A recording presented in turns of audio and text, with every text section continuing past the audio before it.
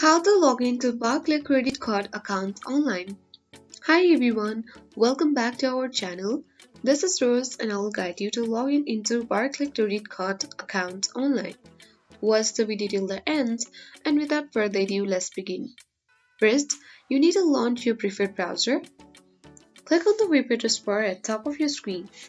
Now type in the following URL, that is barclay.co.uk. So let's type in and press enter on your keyboard. Then you will reach on the official interface of Barclay, where you can reselect optional cookies and then proceed. Now click the login button at top right corner of your screen. Now here you simply need to follow the following details. You need to enter your last name and the membership number.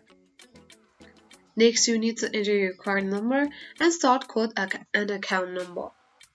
Either you can choose membership number, card number, or sort code and account number. So let's choose card number in order to log in as option.